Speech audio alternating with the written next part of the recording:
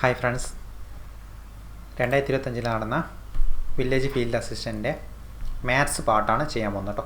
ഇതുവരെ ആയിട്ടുള്ള ചെയ്ത ഭാഗങ്ങളൊക്കെ ഞാൻ ഡിസ്ക്രിപ്ഷനിൽ കൊടുക്കാം ലിങ്ക്. സോ മാത്സ് ഒരു ഭാഗം ഞാൻ അപ്ലോഡ് ചെയ്തതിൽ സൗണ്ട് പ്രോബ്ലം ഉണ്ടായിരുന്നു, അതുകൊണ്ടാണ് ഞാൻ മാറ്റി ഒന്നുകൂടി ചെയ്യുന്നത്. ഓക്കെ, സോ മാത്സ് ക്വസ്റ്റ്യൻ സിമ്പിളായിട്ടുള്ള ഏറ്റവും ബേസിക് ആയിട്ടുള്ള മാത്സ് ക്വസ്റ്റ്യൻസ് ആണ് VFAയിലൊക്കെ വരുന്നത്. VFAയിൽ ഈ ക്വസ്റ്റ്യൻ പേപ്പറിൽ വന്നിട്ടുള്ളത്. ബേസിക് ആയിട്ടുള്ള നല്ല നോളജ് ഉണ്ടെങ്കിൽ നിങ്ങൾക്ക് എന്ത് ചെയ്യാം, ഫുൾ സ്കോർ എന്ത് ചെയ്യും മാത്സിൽ കിട്ടും. ആ രീതിയിലാണ് ക്വസ്റ്റ്യൻസ് സെറ്റ് ചെയ്യുന്നത്. എന്നാൽ ക്വസ്റ്റ്യൻസ് ഏതാണെന്ന് നോക്കാം. 71ാമത്തെ ക്വസ്റ്റ്യൻ എന്താ? ഒരു ത്രികോണത്തിലെ കോണുകൾ 5:3:4 എന്ന അംശബന്ധത്തിലായാൽ ത്രികോണത്തിലെ ചെറിയ കോൺ എത്ര എന്നാണ് ക്വസ്റ്റ്യൻ. ഒരു ത്രികോണത്തിലെ ടോട്ടൽ കോണിൻ്റെ അളവ് എത്രയാണ്? ത്രികോണത്തിൻ്റെ ഉള്ളിലുള്ളത് 150 ഡിഗ്രി ആയിരിക്കും. ഓക്കെ, 150 ഡിഗ്രിയാണ് ഒരു ത്രികോണത്തിലെ ആകെ കോണുകളുടെ അളവ്. ഈ 150 ഡിഗ്രിനെയാണ് 3 കോണുകളാണുള്ളത്. ആ 3 കോണുകളിൽ 5:3:4 ഭാഗമായിട്ട് കൊടുത്തിരിക്കുന്നത്. ഓക്കെ, അപ്പോൾ ടോട്ടലായിട്ട് എത്ര ഭാഗങ്ങളുണ്ട്? 5, 3, 8, 4, 12. ഈ 12 ഭാഗങ്ങൾ എത്രക്ക് ഈക്വലായിരിക്കും? 150 ഡിഗ്രിക്ക് ഈക്വലായിരിക്കും. കാരണം ആകെ നടന്നത് 150 ഡിഗ്രിയാണ്. സോ ഒരു ഭാഗം നടന്നത് എത്രക്ക് ഈക്വലായിരിക്കും? 150 / 12 ചെയ്യാം. 12ൽ 6 2 പ്രാവശ്യം, 18ൽ 3 പ്രാവശ്യം, 30/2 എന്ന് പറയുമ്പോൾ 15 ഡിഗ്രി എന്ന് വരും. സോ ഒരു ഭാഗം നടന്നത് 15 ഡിഗ്രി ഈക്വലാണ്. നമ്മളോട് ചോദിച്ചിരിക്കുന്നത് എന്താ? ഇതിലെ ചെറിയ കോൺ എത്രയാണെന്നാണ് കാണുക. ചെറിയ കോൺ ഏതായിരിക്കും? ഇതിൽ 5 ഭാഗങ്ങളിലാണോ, 3 ഭാഗങ്ങളിലാണോ, 4 ഭാഗങ്ങളിലായിരിക്കും? അപ്പോൾ 3 ഭാഗങ്ങളിലായിരിക്കും ചെറുത്. സോ 3 ഭാഗം എന്ന് പറയുമ്പോൾ 3 × 15 വരും അല്ലേ? 3 × 15 എന്ന് പറയുമ്പോൾ 45 ഡിഗ്രിയാണ് എപ്പോൾ വരിക? 3 ഭാഗം വരും. ഇനി ഏറ്റവും വലിയ കോൺ ഏതാണെന്ന് ചോദിച്ചാലോ, അത് 5 ഭാഗങ്ങളിലായിരിക്കും. സോ 5 × 15 75 ഡിഗ്രി എന്ന് വരും അതിൻ്റെ ആൻസർ. ഓക്കെ, ക്ലിയർ ആയെന്ന് വിചാരിക്കുന്നു. ഇത് കുറേ വേറെ മെത്തേഡിലൊക്കെ ചെയ്യട്ടോ. ഏകദേശം നിങ്ങളൊരു മെത്തേഡ് നന്നായിട്ട് ഈ ഒരു ടൈപ്പ് മോഡൽ ഇടയ്ക്ക് ചോദിക്കാറുണ്ട്. ത്രികോണത്തിൻ്റെ കോണുകളുടെ ഇന്ന അംശബന്ധത്തിലായാൽ എന്നുള്ള രീതിയിൽ ക്വസ്റ്റ്യൻ ചോദിക്കാറുണ്ട്. ആ ഒരു മോഡൽ പഠിച്ചു വെക്കണം, നിർബന്ധമാണ്. 72ാമത്തെ ക്വസ്റ്റ്യൻ നോക്കിയേ. Z = x + y ഞാൻ തന്നിട്ടുണ്ട്. എന്നിട്ട് എക്സും തന്നിട്ടുണ്ട്, വൈയും തന്നിട്ടുണ്ട്. നേരെ എന്ത് ചെയ്താൽ മതി? അതിലേക്ക് സബ്സ്റ്റിറ്റ്യൂട്ട് ചെയ്ത് കൊടുത്താൽ മതി. സോ എക്സ് എത്രയാണ് തന്നിട്ടുണ്ട്? എക്സ് എന്ന് പറയുന്നത് -10. സോ എക്സ് -10 പ്ലസ് വൈ എന്ന് പറയുന്നതോ 3 സോ -10 + 3. ഇതെങ്ങനെ ചെയ്യൂ? 2 വ്യത്യസ്ത ചിഹ്നങ്ങൾ എങ്ങനെയാണ് കൂട്ടുന്നത്? ഇവിടെ നെഗറ്റീവും പോസിറ്റീവാണ് കൂട്ടുന്നത്. 2 വ്യത്യസ്ത ചിഹ്നങ്ങളാണ്.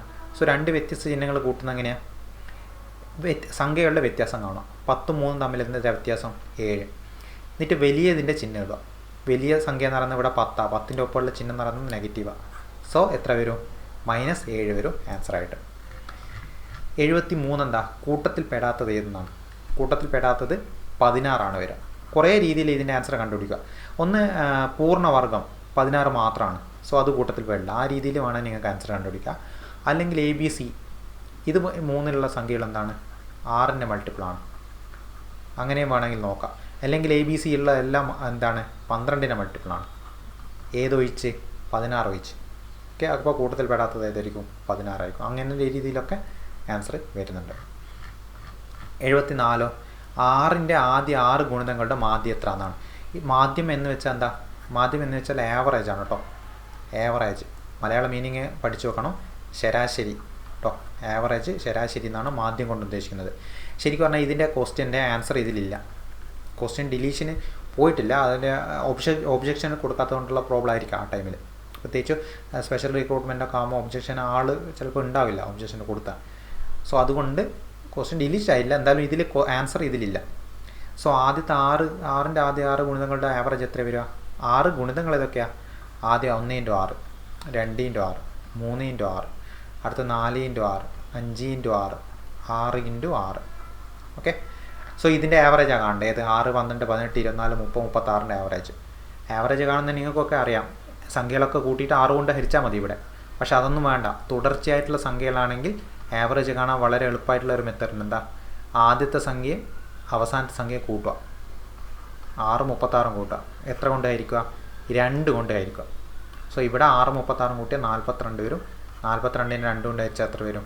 21 എന്ന് വരും. So 21 answer. പക്ഷേ ഓപ്ഷനിൽ എന്തില്ല? 21 ഇല്ല. എവിടെ? 21 ഇതിന് ആൻസറായിട്ട് വരും കേട്ടോ. അപ്പോൾ ഓപ്ഷനിൽ ആൻസർ കാണുന്നില്ല. ഇനി അടുത്തത് 75. 40 മീറ്റർ നീളവും 30 മീറ്റർ വീതിയുമുള്ള ഒരു ചതുരത്തിൻ്റെ ചുറ്റളവ്.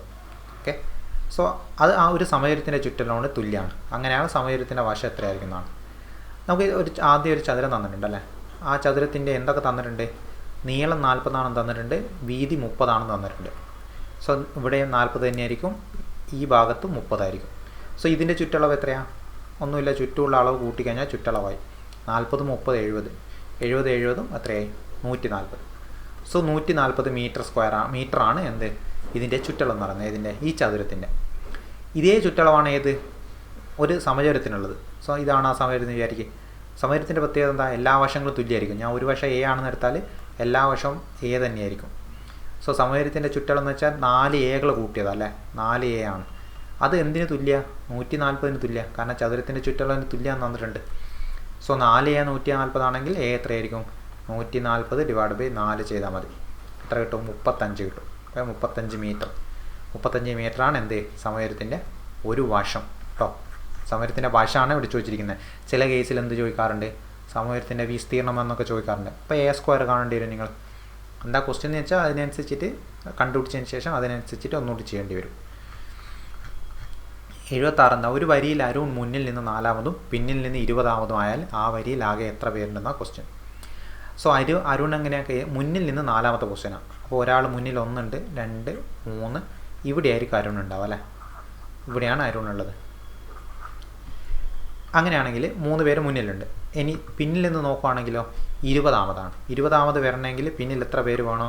19 പേര് പിന്നിൽ വേണം. എങ്കിലേ 20-മതായിട്ട് എന്ത് വരും? അരുൺ വരും. എങ്കിൽ ഈ ക്യൂവിൽ ഈ വരിയിൽ എത്ര ടോട്ടൽ ആളുകളുണ്ടെന്നാണ് ചോദിക്കുന്നത്. അപ്പോൾ ഇവിടെ 19 പേര്, അരുൺ ഇവിടെ ഒരാൾ, പിന്നെ 3 പേര് ഇവിടെ. സോ ടോട്ടൽ എത്രയായി? 19 20 23 പേര് കേട്ടോ. ഓപ്ഷൻ ഏതാ? സി ആണ്, 76. അടുത്ത 77. ഒന്നുമില്ല, ക്രിയ ചെയ്യാനാണ്. ഒരു 2-3 ക്രിയകൾ ചെയ്യാനുണ്ട്. അപ്പോൾ കുറേ ക്രിയകൾ വരുമ്പോൾ ഏത് റൂളാണ് നമ്മൾ ഉപയോഗിക്കേണ്ടത്?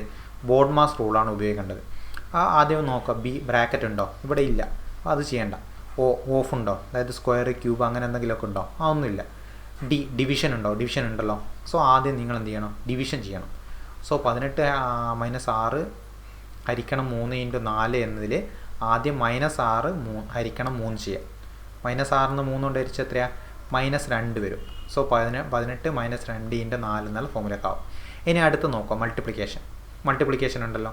സോ -2 4 മൾട്ടിപ്ലൈ ആണ്. -2 4 മൾട്ടിപ്ലൈ ചെയ്താൽ എത്ര വരും? -8 വരും. 18 8 കുറച്ചാൽ 10 ആൻസർ. ഓക്കെ, അപ്പോൾ ഓപ്ഷൻ ഏതാണ്? ഓപ്ഷൻ എ ആണ്. ഇതിൽ ഇങ്ങനത്തെ ക്വസ്റ്റ്യൻ ചെയ്യുമ്പോൾ നല്ലോണം ശ്രദ്ധിച്ചോണം. കാരണം എവിടെയെങ്കിലും ചെറിയൊരു മിസ്റ്റേക്ക് നിങ്ങൾ വരുത്തിയാലും ചിലപ്പോൾ എന്ത് ചെയ്യും? ഓപ്ഷനിലുള്ള ഏതെങ്കിലും ഒരു ആൻസറിലേക്ക് നിങ്ങളത് പോകും. ആൻസറിലേക്കല്ല, ഏതെങ്കിലും ഒരു ഓപ്ഷനിലേക്ക് നിങ്ങളെത്തും. അപ്പോൾ നിങ്ങൾ വിചാരിക്കും അത് കറക്റ്റായിട്ടുള്ള ഓപ്ഷനാണെന്ന് വിചാരിച്ചിട്ട് പെട്ടെന്ന് കുത്തും. അപ്പോൾ ഇത് ചെയ്യുമ്പോൾ നന്നായിട്ട് ശ്രദ്ധിച്ചോണം, ബോർഡ് മാസ് പോലുള്ള ക്രിയകൾ ചെയ്യുമ്പോൾ. 78 എങ്ങനെ ചെയ്യാം? 78 ഒന്നുമില്ല, ക്യൂബ് -2/3 ക്യൂബും 3/5 സ്ക്വയറും തമ്മിൽ ഗുണിക്കാനാണ് പറഞ്ഞിരിക്കുന്നത്. നോർമലി നമ്മളിങ്ങനെ ക്യൂബ് ചെയ്യുക. ക്യൂബ് എന്ന് വെച്ചാൽ എന്താ? ഒരു സംഖ്യയെ 3 പ്രാവശ്യം അത് തന്നെ വെച്ച് മൾട്ടിപ്ലൈ ചെയ്യുന്നല്ലേ. അപ്പോൾ -2 ക്യൂബ് എന്നുള്ളതിനെ എനിക്ക് അങ്ങനെ എഴുതാം, -2 × -2 എന്ന് എഴുതാം. താഴെ ഈ 3 ക്യൂബ് ഉണ്ടാവും. സോ 3 × 3 × 3 എന്ന് എഴുതി. ഇൻറ്റു അടുത്തത് 3/5 സ്ക്വയർ. സോ ആദ്യം 3 സ്ക്വയർ മുകളിൽ ഞാൻ 3 × 3 എന്ന് എഴുതി. താഴെ 5 സ്ക്വയർ 5 × 5 എന്ന് എഴുതി. ഇനി ഏതൊക്കെ ഇവിടെ വെട്ടിപ്പോവും? 2 3 താഴെ നിന്നും മുകളിൽ നിന്നായിട്ട് പോയി. ഇനി ബാക്കി വരുന്ന ഏതൊക്കെയാണ്? മുകളിൽ മൾട്ടിപ്ലൈ ചെയ്യാം നമുക്ക്. -2 -2 മൾട്ടിപ്ലൈ ചെയ്യാം. അപ്പോൾ 4 വരും. 2 നെഗറ്റീവ് സംഖ്യയിൽ മൾട്ടിപ്ലൈ ചെയ്താൽ പോസിറ്റീവ് വരിക, 4 വരും. ഈ 4 -2 മൾട്ടിപ്ലൈ ചെയ്യാം. 4 -2 മൾട്ടിപ്ലൈ ചെയ്യുമ്പോൾ നെഗറ്റീവ് 8 വരും കേട്ടോ. ഒരു പോസിറ്റീവ് സംഖ്യ നെഗറ്റീവ് സംഖ്യ മൾട്ടിപ്ലൈ ചെയ്യുമ്പോൾ നെഗറ്റീവ് സംഖ്യയാണ് വരിക. അപ്പോൾ -8. ഇനി താഴെ 3 5 5 മൾട്ടിപ്ലൈ ഉണ്ട്. 5 5 മൾട്ടിപ്ലൈ 25. 25 × 3 ചെയ്ത് എത്ര വരും? 75. സോ -8/75 ആണ് ആൻസർ. ഓപ്ഷൻ കുത്തുമ്പോൾ നല്ല ശ്രദ്ധിച്ചോണം. കാരണം ഓപ്ഷൻ ഡി നോക്കിയാൽ -75/8. ചെറിയൊരു അശ്രദ്ധ വന്നാൽ എന്ത് ചെയ്യും? ആ ഓപ്ഷൻ ഡിയിലേക്ക് മാറി കുത്തിയിട്ട് ആൻസർ നെഗറ്റീവ് അടിക്കും അവിടെ. അപ്പോൾ കഴിഞ്ഞതിന് ശേഷം ഓപ്ഷൻ എടുത്ത് ചെയ്യുമ്പോൾ എന്ത് ചെയ്യണം? ശ്രദ്ധിക്കണം. ഇനി 79-ാമത്തെ ക്വസ്റ്റ്യൻ, 53.6 എന്ന സംഖ്യ 72.29 എത്ര കുറവാണ്? സോ ഇങ്ങനെയൊക്കെ ചിലപ്പോൾ ഡെസിമൽ പോയിന്റിൽ ഇങ്ങനെ ചിന്തിച്ച് നോക്കുമ്പോൾ എന്താ ചെയ്യേണ്ടത് എന്നുള്ളത് പെട്ടെന്ന് കിട്ടാത്തവരുണ്ടാവും. അങ്ങനെ കിട്ടുന്നില്ലേ നിങ്ങൾ എന്ത് ചെയ്യുക? ജസ്റ്റ് അതിൻ്റെ മുകളിൽ ഒരു സംഖ്യ ഇട്ട് കൊടുക്കുക. ഇപ്പോൾ 4 എന്ന സംഖ്യ 10 എത്ര കുറവാണ്? എങ്ങനെ ഇത് കണ്ടുപിടിക്കുക? 4 10 എത്ര കുറവാണെന്ന് എങ്ങനെ കണ്ടുപിടിക്കുക? 10 ന്ന് 4 കുറച്ചാൽ മതി, 6 കുറവാണ്. സോ അതേപോലെ 10 ന്ന് 4 കുറക്കുന്നത് പോലെ ഇവിടെ 72.29 എത്ര കുറക്കണം? 53.6 കുറക്കണം. 53.6 അങ്ങനെ കുറച്ച് കഴിഞ്ഞാൽ നമ്മുടെ ആൻസർ കിട്ടി. സോ 9 ന്ന് 0 കുറച്ചാൽ 9 തന്നെ. അടുത്ത 2 ന്ന് 6 കുറക്കാൻ പറ്റില്ല, അപ്പോൾ ഇവിടുന്ന് 1 ഇങ്ങോട്ടേക്ക് വാങ്ങാം. അപ്പോൾ 12 ആയി. അപ്പോൾ ഇവിടെ 2 1 മാറിയിട്ടുണ്ടാവും. സോ 12 ന്ന് 6 കുറക്കുമ്പോൾ 6. ഇനി 1 ന്ന് 3 കുറക്കാൻ പറ്റില്ല, സോ ഇവിടുന്ന് ഇങ്ങോട്ടേക്ക് 1 കൊടുക്കുക. അപ്പോൾ 11 ന്ന് 11 ആവും. ഇവിടെ 6 ഉള്ളത് 7 ഉള്ളത് 6 ആയിട്ട് മാറും. 11 ന്ന് 3 കുറക്കുമ്പോൾ 8, 6 ന്ന് 5 കുറക്കുമ്പോൾ 1, 18.69 എന്നുള്ള ആൻസറിലേക്ക് എത്തും. അടുത്ത ലാസ്റ്റ് ക്വസ്റ്റ്യൻ, 80ാമത്തെ ക്വസ്റ്റ്യൻ. 1, 2, 4 എന്ന സംഖ്യാശ്രേണിയിലെ 10ാമത്തെ പദം എത്ര? ഒന്നില്ല, വേണമെങ്കിൽ ഒട്ടും അറിയില്ലെങ്കിൽ നിങ്ങൾ എഴുതി നോക്കിയാൽ ഇപ്പം മാത്രം മതി. 1, 2, 4, അടുത്ത ഇതിൻ്റെ ഇരട്ടി 8, ഇതിൻ്റെ ഇരട്ടി 16, അതിൻ്റെ അടുത്തത് 32, അടുത്തത് 64, അടുത്തത് 128, അടുത്തത് 256. സോ ഇങ്ങനെ പോകും. ഇതിലെ 10ാമത്തെ അല്ല കണ്ടേ, നമുക്ക് എത്ര എണ്ണമായി നോക്കാം. ഇവിടെ 1, 2, 3, 4, 5, 6, 7, 8, 9 ആയിട്ടുള്ള ഒന്നുകൂടി വേണം. സോ 256ൻ്റെ ഇരട്ടി വെക്കുക. എത്ര വരും? 512. അപ്പോൾ 10ാമത്തെ നടന്ന് എത്രയാണ്? 512 ആണ്. ഇനി ഇങ്ങനെ അല്ലാതെ ചെയ്യുന്നവരുണ്ട്. എങ്ങനെ? ആദ്യത്തെ ഈ 1 നടന്ന് 2⁻0 ആണ്, അടുത്തത് 2 നടന്നത് 2⁻1 ആണ്, അടുത്തത് 2⁻2 ആണ്, അടുത്തത് 2⁻3 ആണ്. ഓക്കെ, അപ്പോൾ ഇങ്ങനെ പോയി കഴിഞ്ഞാൽ നമുക്ക് 10ാമത്തെ ടേം നടന്ന് 2⁻9 ആയിരിക്കും. ആണല്ലോ. ഒന്നാമത്തെ ടേം നടന്നത് 2⁻0 ആയിരുന്നു, രണ്ടാമത്തെ ടേം നടന്നത് 2⁻1 ആയിരുന്നു. സോ 10ാമത്തെ ടേം നടക്കുമ്പോൾ 2⁻9 വരും. 2⁻9 കണ്ടുപിടിച്ചാൽ മതി. ഓക്കെ, ബൈനറി ഒക്കെ പഠിക്കുമ്പോൾ നിങ്ങൾ IT-യിലൊക്കെ പഠിച്ചിട്ടുണ്ടാവും, 2ൻ്റെ മൾട്ടിപ്പിൾ എങ്ങനെയാണ് വരുന്നതെന്നൊക്കെ. സോ ഇത്രയാണ് മാത്സിലെ ക്വസ്റ്റ്യൻ. ഇത്രയാണ് മാത്സിലെ ക്വസ്റ്റ്യൻ. മാത്സ് അനലൈസ് ചെയ്യുകയാണെങ്കിൽ ഏറ്റവും സിമ്പിളായിട്ട് പറയുകയാണെങ്കിൽ ബേസിക് മാത്സ് ആണ് വളരെ സിമ്പിളായിട്ട് വന്നിരിക്കുന്നത്. ഒക്കെ ബേസിക്കാണ്. അതായത് ജസ്റ്റ് നിങ്ങൾക്ക് ഗുണിക്കുന്നോ ഹരിക്കുന്നോ കൂട്ടുന്നോ കുറക്കുന്നോ നന്നായിട്ട് അറിയോ എന്നുള്ളതാണ് ബേസിക്കായിട്ട് മൊത്തത്തിൽ ചെക്ക് ചെയ്തത്. ഓക്കെ, ഏറ്റവും എല്ലാ ടോപ്പിക്കിൻ്റെയും ഏറ്റവും ബേസിക് കാര്യങ്ങൾ മാത്രമാണ് ചോദിച്ചിരിക്കുന്നത്. സോ VFA ആയതുകൊണ്ടാണ്. ഹയർ എക്സാമുകളാകുമ്പോൾ എന്ത് ചെയ്യും, അതിനനുസരിച്ചുള്ള സ്റ്റാൻഡേർഡുള്ള ക്വസ്റ്റ്യൻസ് ചോദിക്കും, അത് വേറെ കാര്യമാണ്. എന്നാലും ഏറ്റവും ബേസിക് കാര്യങ്ങൾ പഠിച്ചിട്ട് എന്ത് ചെയ്യുക, നിങ്ങൾ അടുത്തൊരു VFA എക്സാം പോലുള്ള എക്സാം എഴുതാൻ പോകുമ്പോൾ എപ്പോഴും ഏറ്റവും ബേസിക് ആയിട്ടുള്ള കാര്യങ്ങൾ വൃത്തിക്ക് എന്ത് ചെയ്യുക, നന്നായിട്ട് പഠിക്കും, എന്നിട്ടേ പോവാം.